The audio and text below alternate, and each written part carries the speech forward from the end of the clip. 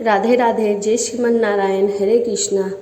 आज हम सुनेंगे अजय एकादशी की कथा और पूजा की विधि। तो चलिए ज़्यादा देर ना करते हुए कथा को शुरू करते हैं।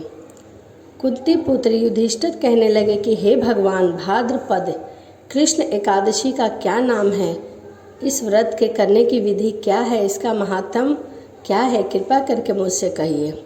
मधुसूदन कहने लगे कि इस एकादशी का नाम अजा है। यह सब प्रकार के समस्त पापों को नाश करने वाली है। जो मनुष्य इस दिन भगवान ऋषिकेश की पूजा करता है उसको वैकुंठ की प्राप्ति अवश्य होती है। अब आप इसकी कथा सुनिए। प्राचीन काल में हरिश्चंद्र नाम का एक चक्रवर्ती राजा राज्य किया करता था। उसने किसी कर्म से वंशीभूत होकर अपना सारा राज्य और धन त्याग दिया, साथ ही अपने स्त्री पुत्र को तथा स्वयं को भी बेच दिया।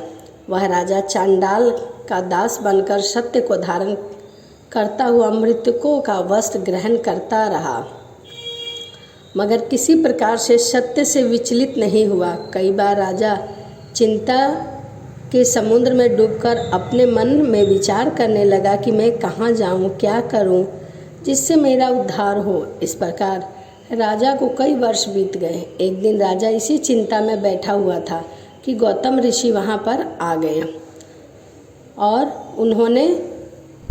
उन्हें देखकर प्रणाम किया और अपनी सारी दुख भरी कहानी कह सुनाई। यह बात सुनकर गौतम ऋषि कहने लगे कि हे राजन, तुम्हारे भाग्य से आज से 7 दिन बाद भाद्रपद कृष्ण पक्ष की अजा एकादशी आएगी। तुम विधि पूर्वक उसका व्रत करो। गौतम ऋषि ने कहा कि इस व्रत के पुण्य प्रभाव से तुम्हारे समस्त पाप नष्ट हो जाएंगे। इस प्रकार राजा से कहकर गौतम ऋषि उसी समय वहाँ से चले गए। राजा ने उनके कहे अनुसार एकादशी आने पर विधि पूर्वक व्रत और जागरण किया। इस प्रकार के प्रभाव से राजा के समस्त पाप नष्ट हो गए। स्वर्ग में बाजे बजने लगे और पुष्पों की वर्षा होने लगी।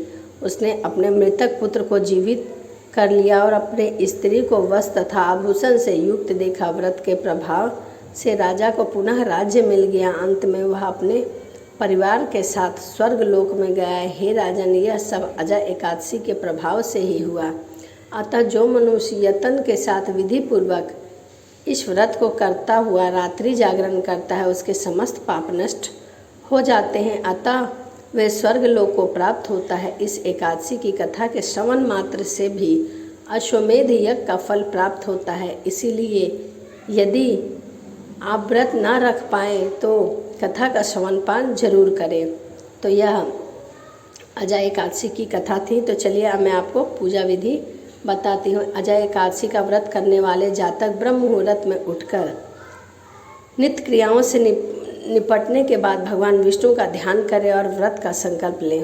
पूजा से पहले घट स्थान की जाती है, जिससे में घड़े पर लाल रंग का वस्त्र सजाया जाता है और उसकी पूजा की जाती है। इसके बाद आप चौकी लगाए लाल कपड़ा बिछाकर भगवान विष्णु की प्रतिमा या तस्वीर वहां पर स्थापित करें और चारों ओर गंगा जल का छिड़काव करें। इसके बाद रोड़ी का टीका लगाते हुए अक्षत अर्पित करें। इसके बाद भगवान को पीले फूल अर्पित करें और व्रत पाठ का कथा करें। साथ ही विष्णु सहस्त्र नाम का पाठ करें। फिर घी में थोड़ी सी हल्दी मिलाकर भगवान विष्णु की आरती करें। जया एकादशी के दिन पीपल के पत्ते पर दूध और केसर से बनी मिठाई रखकर भगवान विष्णु को अर्पित करें। इस दिन दान का विशेष महत्व बताया गया है। कहा जाता है कि एकादशी का दान महादान बताया गया है। एकादशी के व्रतधारी पूरे दिन भगवान का ध्यान लगाएं और शाम के समय आरती करने के बाद ही फलाहार करें।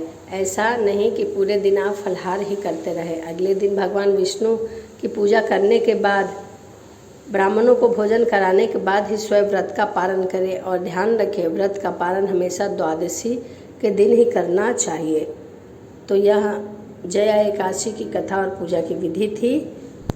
तो आप भी जया एकादशी की कथा सुनिए, पूजा करिए। तो चलिए इसी के साथ वीडियो को समाप्त करते हैं और मिलते हैं अगली वीडियो में। राधे राधे, जय श्रीमन नारायण, हरे कृष्णा।